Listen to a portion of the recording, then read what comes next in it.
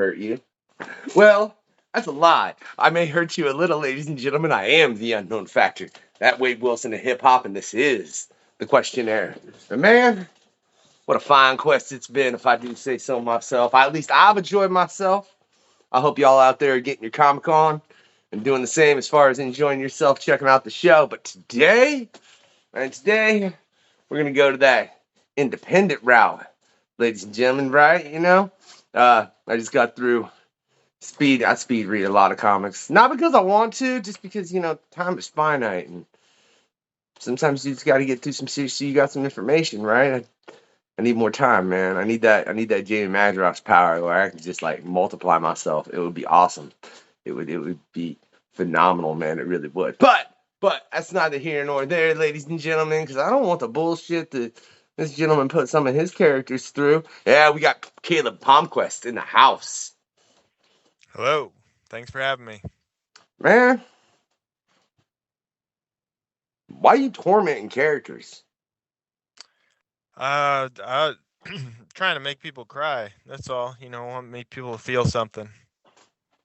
Wait. So your legit goal is to make people cry with your books? Yeah. Dude, that's rude. That's really, really. You pulled on my heartstrings a couple times. I ain't gonna lie. Like, man, that's fucked up. Man, that's like what? Like, no, you didn't give me that hard. There's only 2 comics that have ever done that in my lifetime, and I'm a little. I'm a little jaded. What can I say? You get somebody in their 20s, you probably get them fairly easier, man. I'm a little older up there, and have experienced things that have jaded myself probably way more than I'd ever like to admit to being jaded. But that's neither here nor there. But man, how you gonna make it your purpose to make people cry with your comics? I love stories that make me cry. I'm like maybe the opposite of you. I cry during commercials, so I read books to feel things, and I want to share that with other people. Okay, I mean, I feel you that, man. Like on that, as far as reading books to feel things, I fully agree in that. Like, I think it's important to get an emotional range when you're reading something, but I don't know, man. Life's depressing enough. I ain't necessarily trying to find something that's gonna make me cry. Well, to each their own. I like to tell stories about characters, and characters have complicated relationships, and when those things happen, there's got to be drama, and then there's got to be a reason that the characters do things, and uh, so yeah, hopefully reading my comics makes people feel some kind of emotion. I mean, you got me. Like I said, you pulled at my heartstrings, bro, with moments in Unicorn Vampire Hunter for sure. I mean, if you get me to cry, you especially with the past year I've lived in my life, bro. I don't know what the hell you did, but I might hunt you down for it at this time, Caleb. You make me cry with the past year of life that I've had, and you know, them fighting words. I don't give a damn if they're in a book or if they're said, man. It's like, Jesus, dude, calm it down a little. Uh, seriously, right? So you did that, man, and I just got to go. So, and then your 3 wishes. I think it's funny. Eternal youth, man. Do you realize how full of a gift that is?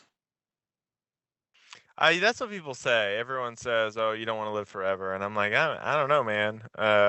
Living is pretty cool. I kind of, if I had the choice, I would take it. I would take it. Forever, man. I don't know about forever. Maybe if I would have the ability to gift that upon others, Well, you know. yeah, But yeah, to that's fair. Yeah, but to just be living eternal, like, look, dude, I ain't trying to see my kid grow old and die and just be young the entire time. That's a rough one, right?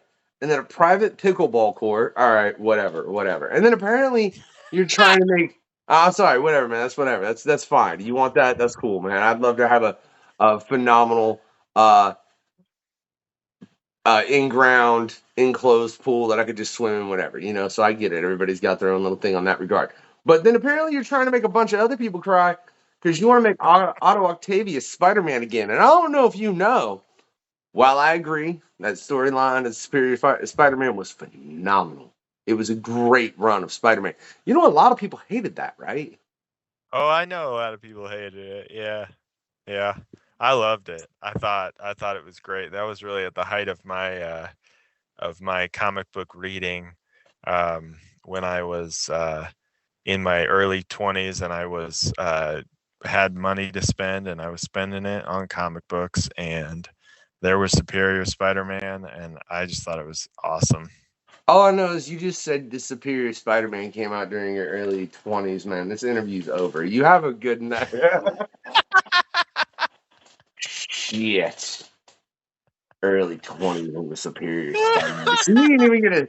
So you weren't graced by the age of apocalypse when it happened, in other words. No. I read that later on online digitally.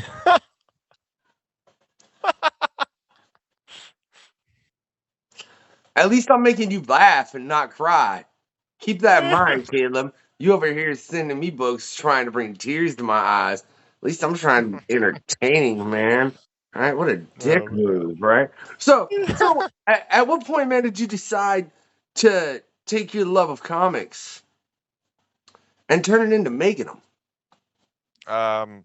Probably 7 or 8 years ago. I just had ideas for stories, and I was like, what am I waiting for? I think when I was a lot younger, when I was a teenager, I was like, when I'm older, I'll make comics. And then I got to be in my 20s, and I was like, well, I don't know what I'm waiting for.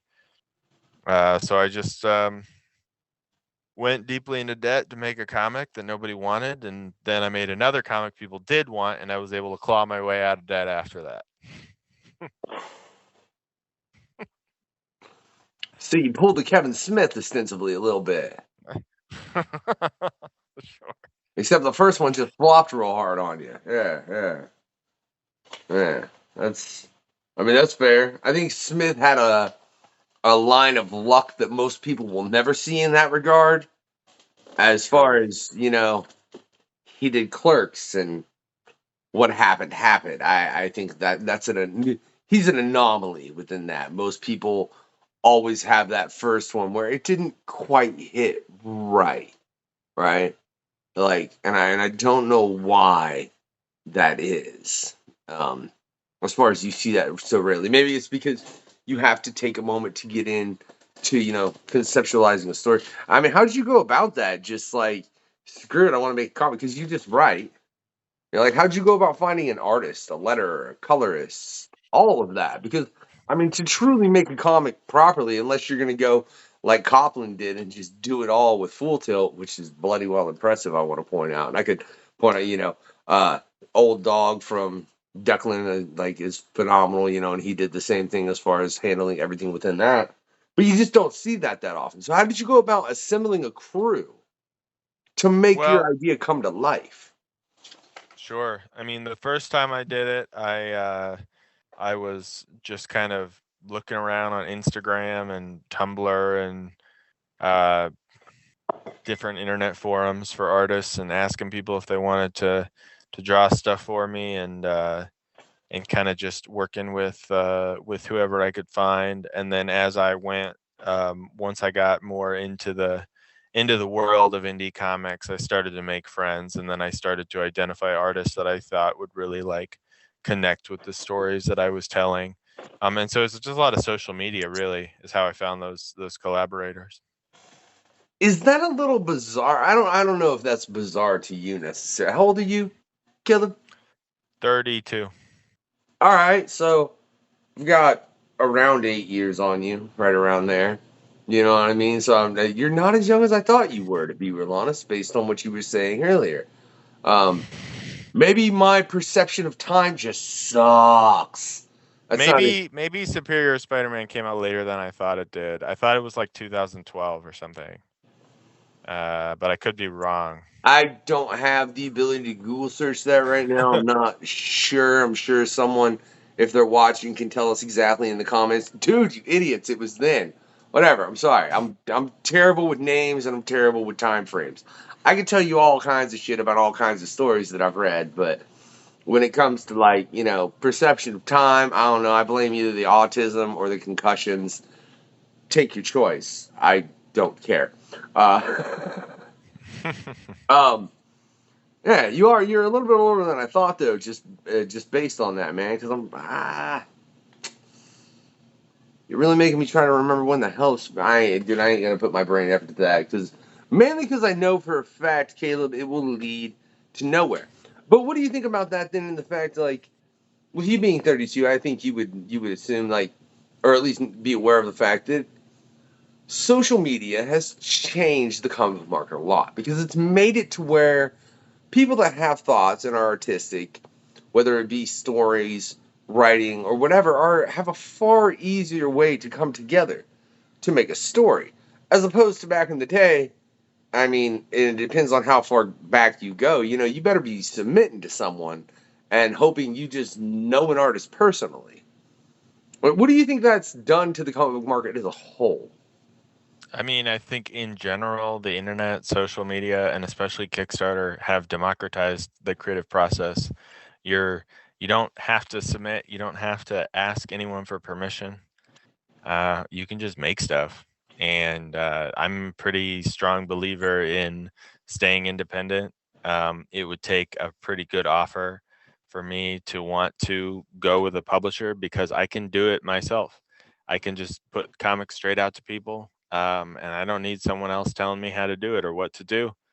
Uh, don't need that, and that's the beauty of the internet and everything is that people can just get together, make things. It's like YouTube, when YouTube first was being popularized, and I'm old enough to remember that when YouTube was coming out, all of a sudden anyone could make movies and just put them out on the internet. And yeah, there's a lot of garbage, a lot of shit that went out there, and there still is, but anyone can do it. Everyone's got an HD camera in their pocket all the time, and they can just upload stuff onto the internet. I mean, that's very true. But I do think the community of the internet does weed out certain things. I think it's also terrible to a certain degree that they find certain things and become fascinated with them. And they're ostensibly about glorifying someone in the aspect of, oh, look at how terrible this person has this situation. Now, mind you, that stems from reality television because reality television is nothing more than finding joy in other people's misery for the most part. There are exceptions, but for the most part, it's finding joy in other people's misery. But it's nice to see that there is that side effect of creatives coming together to do phenomenal things, man. Because I mean, I can think of things that I've seen on YouTube, like verses with like Wolverine and Predator, and I can't. The name of the channel escapes me. Bat in the Sun, actually. There you go. No, it doesn't. My apologies. Bat in the Sun does phenomenal verses with characters. I mean, that you're not going to see anywhere else, and they do them at a very high production value. You know what I mean? And then you have instances like you putting out comics and so many other people across Kickstarter and Zoop and I don't know how many other different crowdfunding platforms. I know there's a lot, right? Do you think there's a true negative impact to that as far as being able to bring creatives together? Do I you think you mean, could do something economically to us? maybe, but the truth is, like you said, it brings people together. Like, I would never have been able to do the stuff that I have done without the internet and without social media. It just wouldn't have been possible without that access to a field of creative people. Like you said, maybe if I was lucky enough to know an artist, or if I went to a comic book convention and met an artist. I mean, it's like you before the internet, you could do it, but it was a lot harder and I talk to people all around the world every day. I have conversations with people who live in every hemisphere, like every quadrant of the globe, because I can, and because there's no limiting factor, why would I not? You know, and you know, I mean, like, yeah, more people are doing stuff, but I mean, in general, you know, um, the the landscape is just changing. It's like print comics, like comic book stores are struggling, and you know, people are going in different directions, and you know, it's just like newspapers, right? My dad was a career newspaper guy, and when I was in college, I asked him if I should go into journalism, and he said no, because the field was dying. Not that he didn't think it would be rewarding work, but there wasn't going to be jobs. You know, like if you go in a newspaper, there's not going to be newspapers in 15 years. Like there will be, but they'll be like curiosities. Um, and so, Well, I mean, you have to understand there will be newspapers.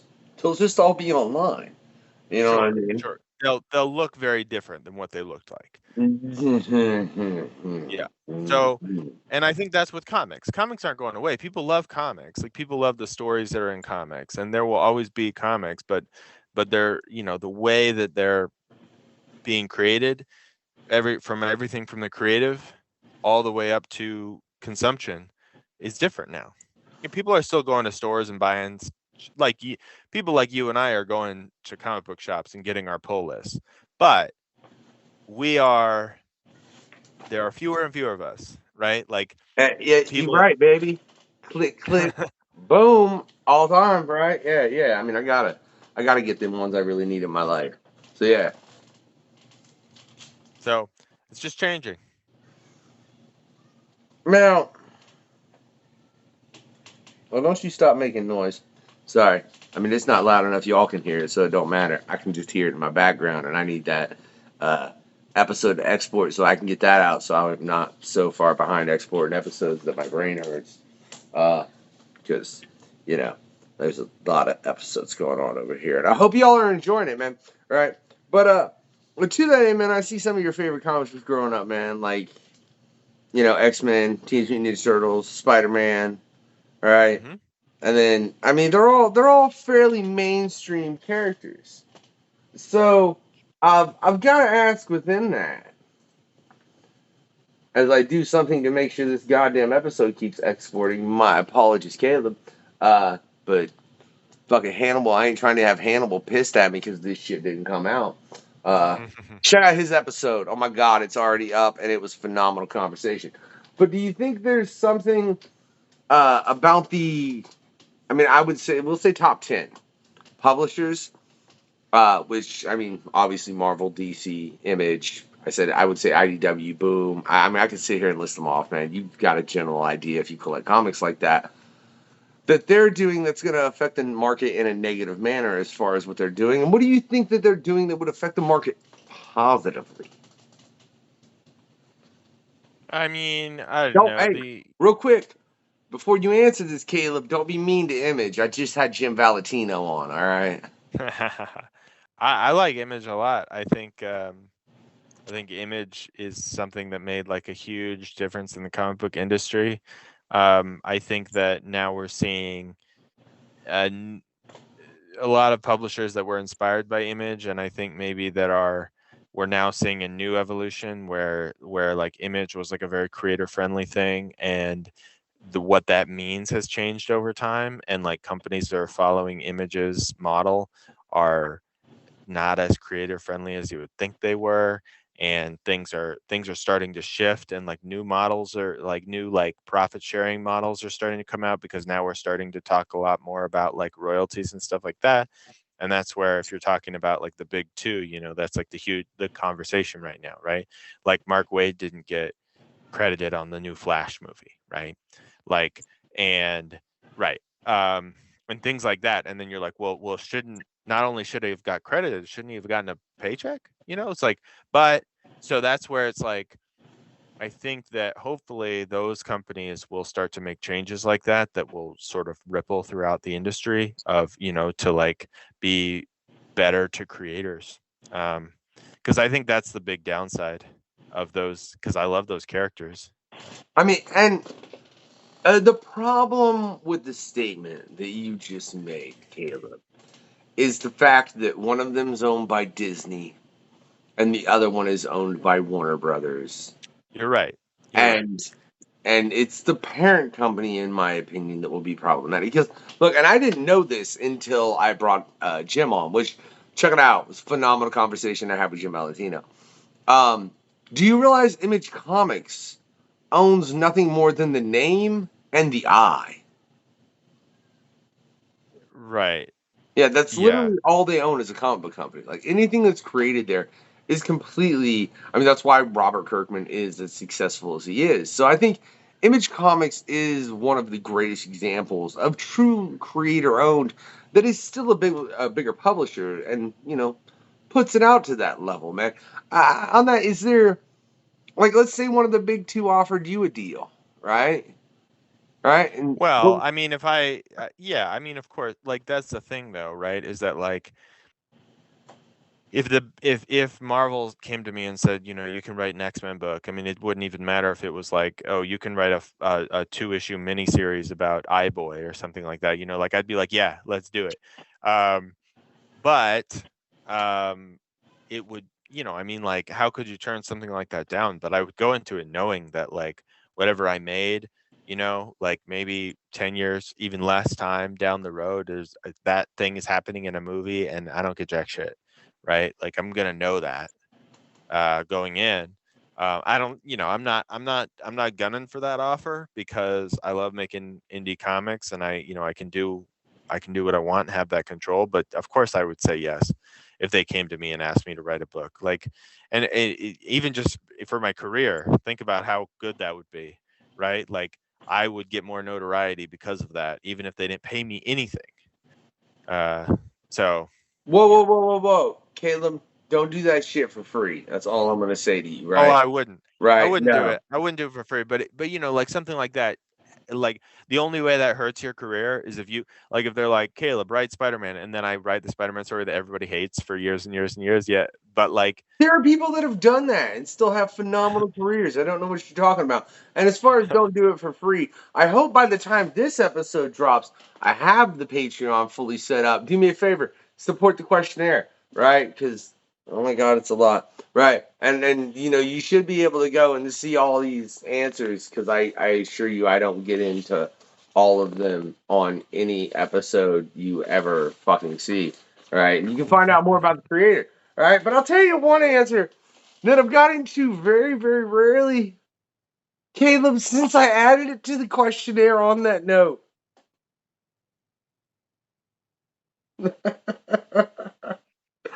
I'm sorry, man. You kind of killed me with this answer, right? And I need an elaboration on this answer. I think twice I've gotten into what this answer was, and that'd be someone was to compose a theme or a soundtrack to your life. Who would it be? Twice it's been the lead guy from Tool. Right. Once it was Tool, and then once it was the guy that was the lead guy from Tool, whose name escapes me. My apologies. Even though I'm a fan of Tool, I don't remember. Whatever. Right. Take it personal if you want. I hope you don't get your comic on. You, Caleb. You. Again, let me say, you, Caleb, chose Weird Al Yankovic. I need an elaboration on why. Of all people to compose a theme song or a soundtrack to your entire life, you chose Weird fucking Al, man. That is the oddest. I've never, ever thought I would get, of all things, that to be an answer to that question. well, Weird Al Yankovic is the artist I've seen most often live in concert. I think I've seen him 6 or 7 times live in concert. I grew up listening to Weird Al. I just think he's hilarious. And also, I think if there was like a movie made about my life, it'd be a comedy, like a comedy of errors. And I think that who better than Weird Al to, yeah. Please tell me you've seen his movie. Oh yeah, yeah. I've seen the Weird Al movie with Daniel Radcliffe. Yes, I, I very just, funny. not to completely cut away from comics, but I have to know what were your thoughts on that. I thought it was great. I thought it was hilarious. That was like exactly what I wanted. If it had been like a real biopic about Weird Al, it would have been boring as hell. I don't need to see that. Uh, I just I thought it was hilarious, and I thought the fact that like Daniel Radcliffe looks nothing like Weird Al just made it even better. Uh, But you understand, when I turned that film on initially, that's what I was expecting. you thought it was a real movie about his life. Yeah. Why would I not? That's what it was very much put forth as. Like, here's Oh, a it real was definitely biopic. advertised as that for sure. Yeah. And then, which was, I think, makes it so great. I thought it was hilarious. Hey, look, for anybody that hasn't seen that, spoilers. I can't believe they turned Madonna into a drug lord. Yep, yep. Pretty That was great. that was a little much. But let's just flip really weird, because I'm the unknown factor and I don't give a damn. Um, Unicorn Vampire Hunter. Mm-hmm. I feel like that's something that could have come out of Weird Al's brain on a different note. Yeah, maybe. For sure. I don't think it's as silly as Weird Al, but it is. Wait, It's no, no, a no, no, hold on. The comic, in and of itself, was not as silly, but just the words together, Unicorn Vampire Hunter. Yeah, man, it's a little bit as silly as about anything Weird Al's ever made. All right, that's all right, sure. yeah. Now the comic in itself, no, it is not. I'm not gonna sit here and say that in any capacity. Like I said, bro, you pulled on my heartstrings a little. I'm gonna kick your ass right here. Right. But as just the title, yeah, man, that's pretty Weird Al. Is it? Well, I take that back. It's pretty weird, Caleb. Thank you. You know. So, where did you come up with the concept? Because I'm assuming, like, what was the structure of how you came up with that story? Was that the first thing you thought of? Was because No. okay. No, I was dating in 2011. I was dating a girl in college, and I told her that her green eyes were beautiful like a marsh, and she got really mad at me. She said marshes are not beautiful, and so I said, "Yes, they are, and I'll prove it." So I wrote a story about a wizard and puppies that never grow old who lives in a beautiful magical marsh. And then I just kept writing the story. And so it started from a place of spite, and then I kept writing the story, and then there was a little girl that came to visit, and then she wanders into the woods and gets attacked by a vampire, and then it just came to me that who better to save a little girl from a vampire than a unicorn? So You know, and I don't get this conceptually. You realize unicorns in true mythology are some assholes, right? sure, yeah. Like, unicorns aren't nice, man, in any Well, capacity. the unicorn in my story is while he is a good guy technically, he's a real like emo, sad, jealous guy. So throughout the story he kind of learns to be a better person, but he definitely starts his journey starts in it from a place of jealousy and anger. Oh, and real quick, to your ex. All right, all I got to say is let me turn my camera angle just a little. Hold on, real quick edit. Lizzie, go lay down. Go lay down. Go lay down. I just took your ass out. Go lay down right now, please. Please. All right, back to that. Like I was saying, to your ex-girlfriend, right? Do you see this piece? Right? That's a Swamp Thing by Mike Ruth. And if you tell me that ain't beautiful, you can blow it out your ass. That's all I'm saying. All right? All right? Your ex-girlfriend's wrong, bro. That's all I'm saying. Like, I literally watched that man draw that on a past episode of the Questionnaire, and anyone that would tell me that you can't take the green, not the really get deep into Swamp Thing and make it a beautiful thing is a fool because it's the thing that we've destroyed as humanity, but it's the thing that as humanity keeps us alive. Because without it, we're all gonna die. You know, I don't. Jesus, killer, I don't get that. I can't believe your story came from spite, though. That did you ever think that something that you started out of spite would end up being something that just continued to grow as it has? Because obviously, No. yeah, I mean, you started as that, and then you brought in pieces, you brought in pieces, you brought in pieces. Oh yeah. No, I I mean, still have the original story that I wrote on yellow notebook paper, and I shared it. My ex at the time read it, and we were sitting in a coffee shop, and she spilled her coffee on it on accident, so there's still a coffee stain on that, and I still have it.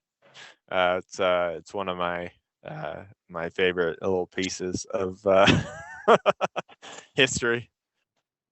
that has to be so odd, knowing that what you've been most successful with at this point is something that started completely out of spite with an ex that just was kind of asinine about the fact that you were trying to compliment her, man. And Yeah. I think that shows something about humanity to a large degree. And not that there are beautiful sides of humanity, there are ugly sides of humanity. That's just the blatant truth of it. Because I mean, you took something that was ugly and you turned it into something beautiful. What Thank do you. like that to me is a little insane, which again is one of the beauties of humanity, right? Oh yeah. What inspired you to continue to work on that story after you just taken it to a small thing to where you just kept hedging it out and hedging it out to the point where it is what it is? And look, there's links in the description where everybody can check this out. I want to let y'all know you can go buy it, support it, all of that good stuff. It's just scroll a little bit down. I don't care what platform you're on, it's fucking there. Um, but yeah, that's just like, did you not? Were there not points where you're like, especially when you separated with her, where you were like, "Fuck this story." No, I mean, the once I started writing it, I really was more, more interested in what the story was becoming, and at first it was just a fun thing that I was writing, and then after that, years later, I decided I wanted to make comics, and I had written like what's essentially the first volume of Unicorn Vampire Hunter as just like a story that I wrote down. I didn't know it was going to be a comic book, and Hmm. and then I started making comics years later. And I didn't make this no comic, and the first comic I made wasn't very successful. And then I was like trying to decide what to do next, and I had this story that I had written, and I thought, well, maybe people might dig this. And it was actually for me at the time a really big swing. The idea of I was essentially writing a fairy tale, um, and I didn't know if people would connect to it or really care. And I think the fact that I named it Unicorn Vampire Hunter, and it has that catch to it, um, really helped make it successful. But yeah, then once I decided to make it into a comic, I really fleshed it out. I added a lot of details, and I wrote beyond that first story. So the first volume is basically the story that I wrote in 2011 with like some stuff added, but then I've expanded it beyond that. So we're already working on the next volume, and there's a lot more story to it. So although it started from a sort of funny place, it's really grown so much beyond that. And I tell that story because I think it's funny, but I don't really even associate the story with that girl anymore. Because of how much of myself I've put into it. I mean, I get that based on what I've read as far as with that particular story. Now, based on that, I'm curious, man, what the fuck happened to you? What? What the fuck happened to you in life, man? Because look, there are parts of that story that I understand as far as certain and characters and this and that. And I ain't getting that personal. I'm a hip hop artist. You want to go figure that shit out? Try and listen on music. There's a link in the description for that too, and you can try and figure it out. Good luck. I am the unknown factor. But what screws you up that much, man? Because there are so many different levels of very personal animosities, from the friendship that degraded and they came to the father issues to yeah. So what happened to you, Caleb? Are you okay? Look, are you okay, man? Do you need someone to talk to? That's all I'm asking. Well, I see a therapist every other week, so but yeah, I mean, I just live life. I think everybody, What? I hopefully you reading this story, people are like, oh shit, this guy's got daddy issues. But then you think like, well, if you relate to that, you probably do too. Let me So wait. Let me ask you. All right. And I asked this of Doug Wagner on his interview. You can check just the intro, just like the first fucking minute and a half, and you'd be like, God damn, yeah, I'm making a severe reference to that particular quest. I want to know. So you have a therapist. I know that now, right? I want to know. Is he helping? And can I get a fucking reference? Is he, if he is? well, my therapist is about to retire, unfortunately. I actually have to find a new Son of therapist. a bitch. Yeah, it's like he was an old man, and he was very helpful. And I would go in and complain about stuff, so my wife didn't have to listen to it, and just figure my stuff out, figure out how to relax. You know what? I don't want to hear it because I can't get a reference. All right, Caleb. And that's some bullshit, right? So let's flip to this, right? The Justice League. You can't stand it as a film. Entirely understandable, right? I hope The Flash is good. That's all I'm going to say. I haven't seen it personally yet. I But haven't fuck seen it either. Ezra Miller. I'm sorry, dude. Like that individual, like yeah, we'll just not say anymore because I probably pissed enough people off, me and Greg, on his interview in regards to them. So we're not gonna try and make anybody mad on yours, Caleb, because I'm not trying to get the whole show canceled, right? You know, but the Justice League, man, did you see the Snyder cut? I tried. I mean, I've got HBO Max, but I didn't even watch the whole thing. 'Cause I was just like, man, it's the same thing. I I I couldn't. It's so long. It's so long. Okay, okay. Now I will give you that is the longest fucking superhero movie, period. It is. But it does a far better job at bringing the Justice League together I bel than the I yeah. believe that. I believe that. And from what I saw, I thought it was an improvement, but it's like I just didn't think that the bones of it were like it just like conceptually the whole thing. It didn't do it for me, and it's not that I'm not even like a DC hater either. I think some of the movies they put out have been pretty good. I thought the first Shazam movie was pretty fun. I thought the first Wonder Woman movie I thought was pretty good. I thought that what else did I like? I even liked the Zack Snyder Superman movie well enough. I mean, it Oh, wasn't. whoa. Don't say that. You're going to have me shut down for real. Because there are so many people that have named that as the worst comic book adaptation just based on the fact that Superman don't kill, man. He's not supposed to be that much of an asshole.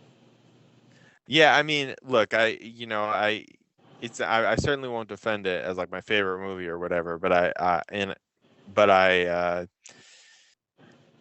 don't. I just thought that the Justice League was tough to get through, and it wasn't.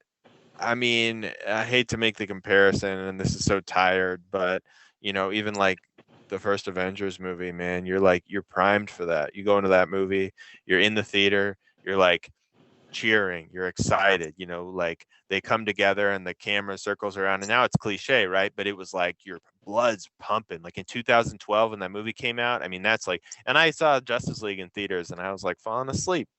I was just like, I, I, I just feel like that those characters deserve so much more, right? Because I love Batman and the Flash and Green Lantern and all the characters that I want to see in a Justice League movie, and I don't know. I think it could have been so much better. Okay, Um, we're not going to get into how crazy a character Batman is. You can check out Hannibal's interview if you really want to get in depth of my opinion of that. That motherfucker's insane. That's all there is to it, right? So I'm curious though. The you said the most comic book accurate was Invincible, right? So obviously that shows you're a fan of Image. Um, yeah. Oh yeah. I mean, Kirkman. I love Kirkman, and Invincible is like I think just incredible.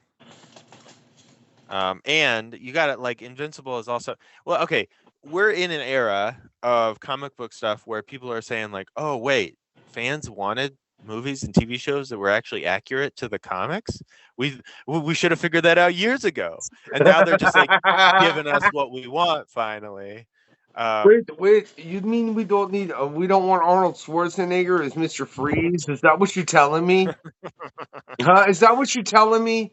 Look, yeah, but But to cut right into the Batman again, you can't tell me had they not let him, Jim Carrey would have fucking killed the Riddler. But they had to write it to the degree where it was the Riddler and not what the fuck they gave him to perform. It's funny oh as I man. say that. Look, eh, Oh yeah, yeah, yeah. that's from McDonald's back when that shit was released. Right here. I There you mean, go. this is the Two Face cup. I got the Riddler cup. I used it on the last episode. Okay. But yeah. So I mean, it's the only two cups I kept because like that's the best part. Like, what else is good about that movie? I don't need bat nipples. But yeah, no, I love Invincible. I thought the TV show, it's animated, but like, so obviously it's like so, he was so close to the comic, but I just thought it was great. I thought it was phenomenal. Um, so It's funny because I think you're the first person that I've had answer an animated show. But on the flip side of it, you are definitely not the first person that I've had answer a DC show or movie as far as the worst comic book adaptation. That's been like, and look, hopefully the Patreon's up. Like I said by now, god damn, I need fucking a secretary or some shit. I swear to Christ. But hopefully the Patreon's up. You can go, throw me like $2 to $5. I don't know. I ain't decided on the price yet. It's probably gonna be five. There's a lot of questionnaires. Leave me alone.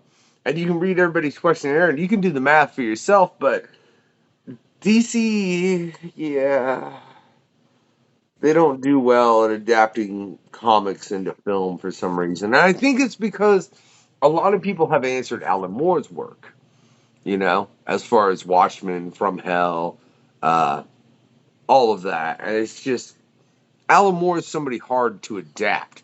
So I'm curious, man, let's say somebody stepped to you and said, we want to adapt Unicorn Vampire Hunter, right?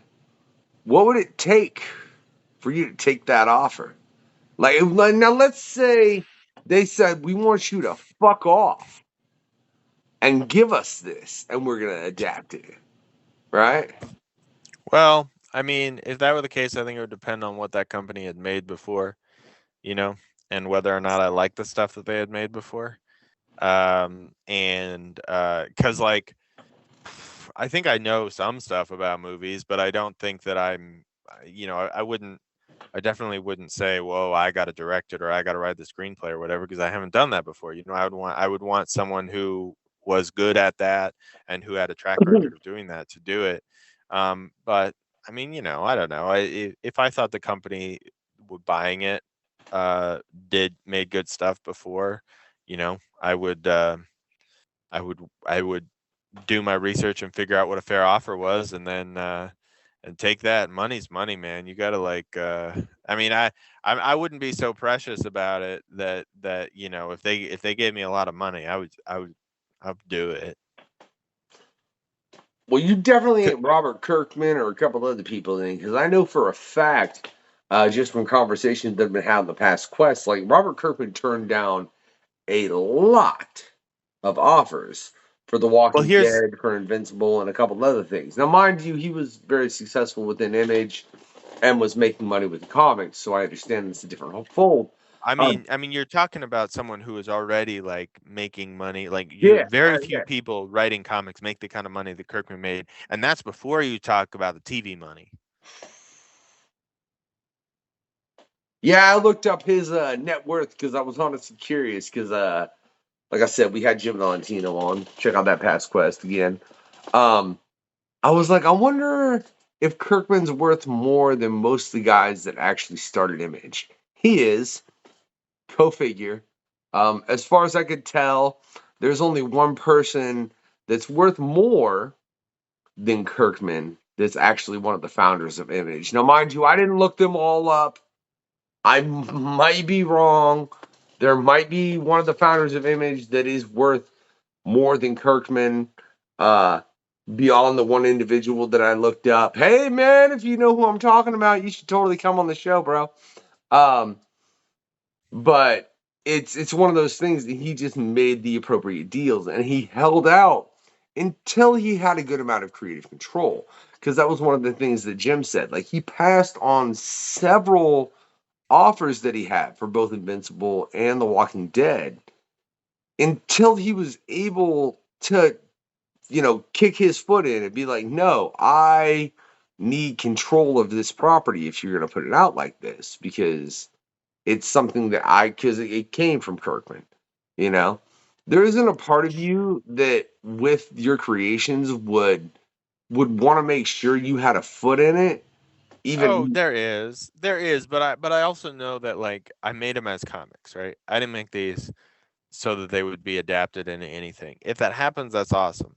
And I think that I would want to have some amount of creative control over it, but I also, you know, I mean, it's a funny thing to think about. In a perfect world where I could hold out and I thought that there would be other offers that would come if I got an offer and then I was like, nah, they're not going to let me have control. I'm going to wait for a different offer. Like if that was the world I lived in, then yeah, sure. But I think if I got an offer tomorrow, it's not like 10 other companies are waiting behind them to give me a different offer. You know what I'm saying? And like uh, you know, I mean, you got to pay the bills. I think if I would be thrilled to get a movie deal or an animation deal or something, and as long as they were someone who was making stuff that I thought was good, I would sign it, man. I'm trying to get paid. I'm just being honest. I that's work that a real full-time job too. capitalism thought of mind, man. God damn. Well, look, it's expensive to make stuff and it's expensive to live. I work a full-time job and then I do this, and it is a full-time job too, making comics. And you got you got to make your money where you can. And if I make money, I can make more stuff. And that's what I'm trying to do. I fully understand that. And again, like I said, there are links in the description to all of Caleb's work, just so y'all know. As well as you've been able to check, little previews of art and covers and this and that while you've listened to this interview. Um, as well as, like I said, go support the Patreon, which is, man, I hope it's set up by the time this episode drops. So so I get the full time job and a job and just trying to manage everything, man. I mean, hell, you've seen during this episode, I had to be like click just to make sure a fucking episode exports properly so I can drop it, man. It is definitely a time management thing. What do you do as far as within that, as far as time management, man? From having to deal with normal life to trying to create something to put out there for everyone. Oh, I have lists. I have lots of lists. I keep a journal and I have lists of things and I have priorities, and I still screw it up and get stuff done at the last minute. So, oh, there you go. Look at that. Look, dude, this is my literal hand calendar that I keep, right? I'm gonna give everybody a flash, right? I don't know if you can see the name. You probably can't read my fucking handwriting anyways. It's for shit, right? But yeah, if no, y'all didn't notice anybody that I had coming up because technically at that point, like there was like 4 or 5 names and a pan con that were coming up beyond this particular interview. I'd have to show you the next month. I ain't doing that. See, I get that, man. Like, do you ever find that just to be overwhelming as far as to be able to get out your creative side of things, but at the same time, be able to live? Oh yeah. No, I mean I have, like I said, I have a full-time job, plus I do comics and I run the business. I do everything from shipping orders to running Kickstarters to promoting, and then I have to write, I have to work with artists. Plus, I'm married, I have kids, I have friends. I like to think of myself as a runner, but it's like sometimes I'm like, can I spare an hour to go on a run right now? And I got so much shit to do. And then I'm like, oh, I'm getting a call from a friend that I haven't seen in 2 months, and I'm like, oh shit, has it really been that long? So yeah, it's stressful. It's stressful to try to fit all those things in. Do me a favor and add hip hop. And you know what? Add musician into all of that for me, will you? Yeah. Yeah. Yeah, realize how much it makes your fucking head hurt. I don't know. DKB might have done dropped his album at this point. If that's the case, I ain't gonna lie. There's a link to that in the description as well because I'm on like 4 tracks, right? You know, because yeah. But if there is man and this shit that gets this episode pulled, I apologize. We might be very anti anti government and anti religion and anti a lot of things that we find a problem with the world, but that's neither here nor there. Oh shit. Yeah, what are you gonna do, man? What are you gonna do? All right, I mean it's donkey dick, and that's what half this fucking government is. I mean, you can't tell me I'm not right in the fact that the government is on some donkey dick. You ain't gotta elaborate if you don't want to incriminate yourself. Oh man. All right, so we'll go to the fact that if you want to see an episode where we get political, go watch Jason Copland's interview that's recently dropped. We get political to the point where he was worried he was gonna fucking lose followers. Oh man. What, man? I Yeah, mean, yeah. you don't support Trump, do you? No, I do not. I Okay, do because not. I will fucking end this goddamn interview right the fuck now. No shit, Caleb. If you're telling me make America great again, I'll be like, fuck this dude. And I will walk the fuck. I won't even stop the recording. I won't even say shit. No, I just walk the fuck off at that point.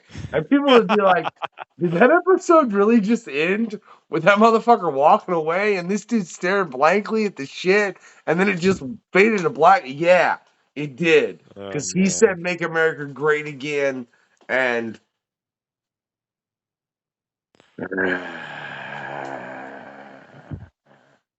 yeah, we'll get into more of that. Man, hey, can I say though, like, why you not sending me Space Monkey Nights Go? That sounds intriguing. Yeah, so we have the preview is on the Kickstarter. We've got this. I've worked on a comic book with Dave Lentz, who's my letterer for all my comics. He came up with this idea called Space Monkey Nights Go and asked me to write it.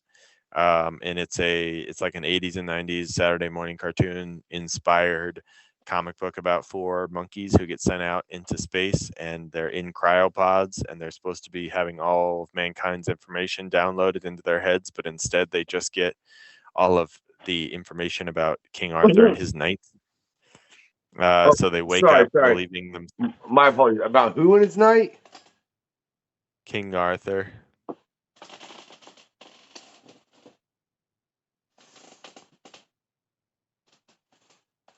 And my apologies. Hey, look, there's a link in the description to that Kickstarter. I just want to say, but what? Yeah, so the knights are the four monkeys believe that they are knights, and then they become guardians of the universe, and they have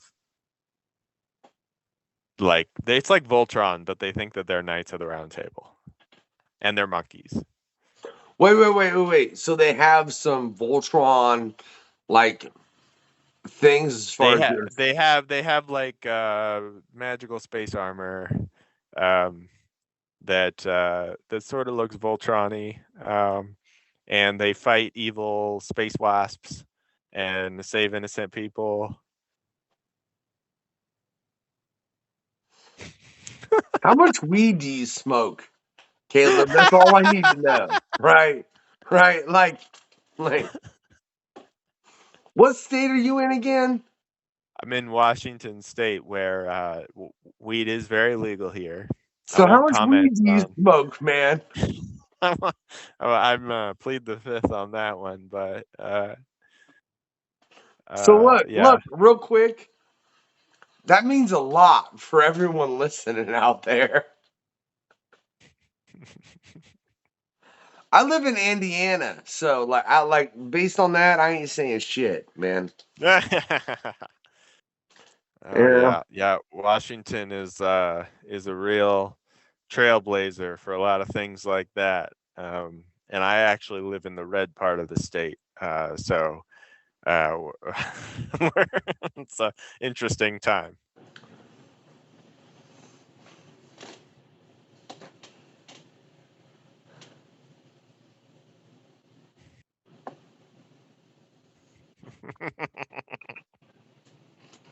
All right then. All right then. Yeah. I mean, I couldn't imagine oh Jesus, dude, I couldn't even imagine, man. So you got them make America great motherfuckers out there then.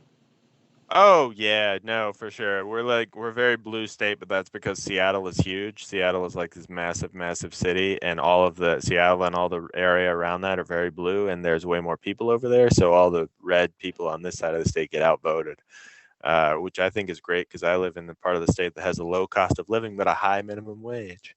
So there you go.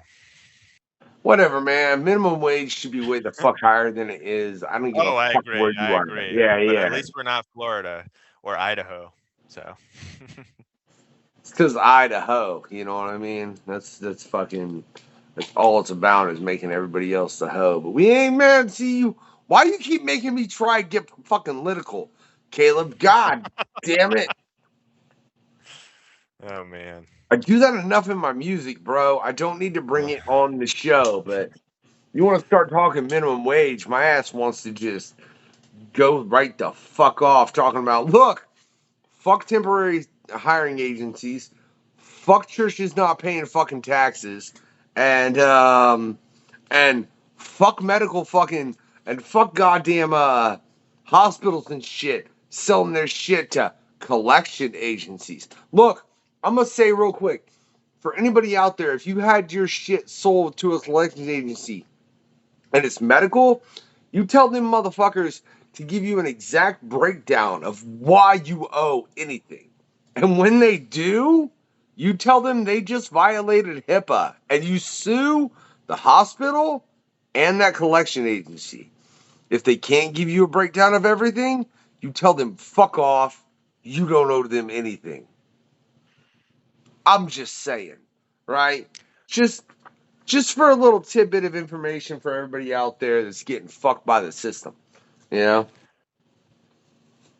So, speaking of Space Monkey Nights Go, it's very inspired by Teenage Mutant Ninja Turtles. So we've got the leader, the tough guy, the smart one, and the silly one. Uh, yeah, if you like that kind of shit, definitely check out Space Monkey Nights Go. If you are a millennial or Gen X person who watches cartoons and likes that kind of shit, or if you have kids, pick this I one gotta up. know then, how far have you plotted this out as far as Space Monkey Nights go? Is there We do you have you plotted it out to a last Ronin point? That's my only question. No, we have not plotted it out to a last Ronin point. I think the last Um, Ronin took what, like 40 years to get to. So give or take, you know. right, right. No, I love the last Ronin. I Ben Bishop, who drew the last Ronin, is a friend of mine, and we I was like just that was one of those situations where you actually someone and then they make a big break and then they make some of your favorite shit and you're like, damn, that's awesome. But I love the last Ronin and the new Don't stuff make me that's reach coming out. back here and grab the hardcover that's like Oh right yeah, there, I think. Yeah, right in but that area. e- everything TMNT I love, but this is Space Monkey Nights Go is more like Saturday morning cartoon vibe, Teenage Mutant Ninja Turtles, and less IDW, like post-apocalyptic Teenage Mutant Ninja Turtles. Uh, so maybe someday, maybe if it takes off when I'm 60, I'll write the gritty future version.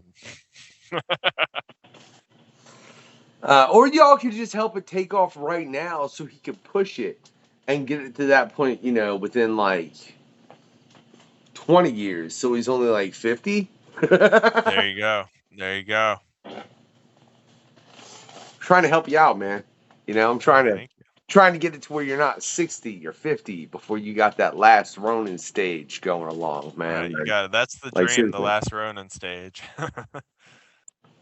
I mean, no, no, no. I think you're wrong. I think the dream is what they achieved way before that when they were dropping films and had the Saturday morning cartoon that was doing ridiculously well. You know, like that's man. My dog got mad at that. I don't know why. Apparently, my dog does not like success. Lizzie, shut up. I'm trying to be successful. Uh, trying to help you, trying to help everybody be successful with what they're doing. For real, you gonna get mad about it? All right, it's just terrible. But yeah, no, I really think like it's the ability to get to the point where you're so successful that people want that last Ronin, even because Mhm. of the nostalgia feeling. You know what I Right, mean? right. Yeah. Uh, man, why you hating Dark Phoenix? I'm just kidding. That movie was terrible. Yeah, no, for sure. And I I don't know. It's the X Men movies are. I mean, I grew up loving X-Men, and Cyclops is like one of my favorite characters, and I just uh they couldn't do it. They couldn't do it right. I'm hoping when Marvel does it, they do it better than that. Because there were a few gems in there. First two X-Men movies, and even Days of Future Past, I thought was pretty good. But then pretty much all the others, I think, are trash, which is unfortunate.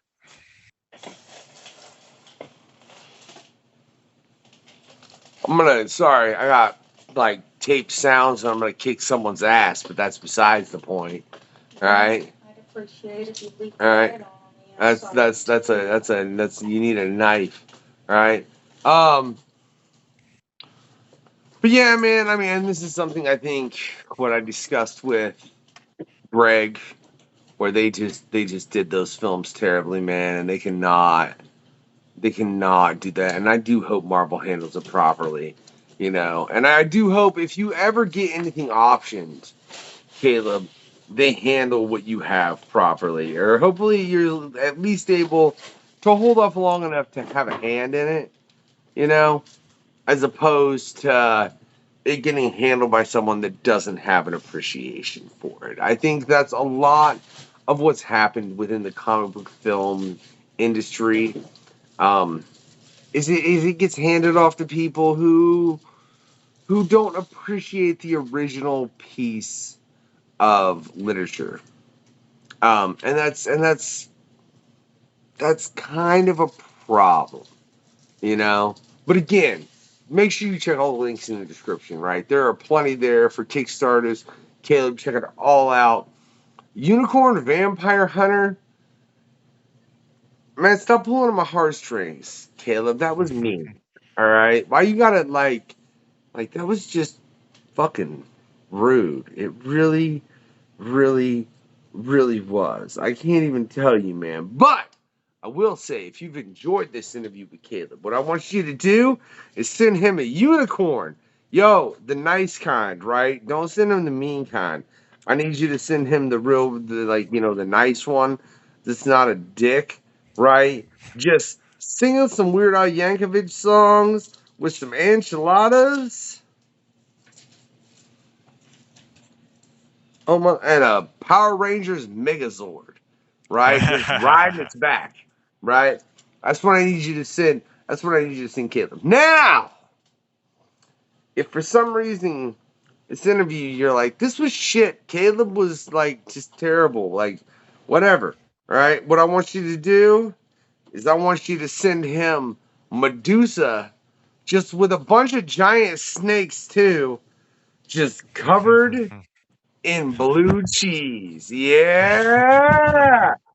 I don't think Caleb will appreciate that.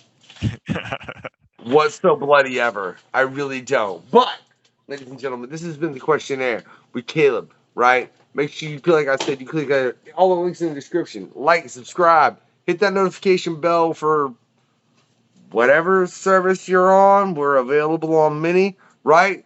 Get your comic on and give it that thumbs up. Have a good night, y'all.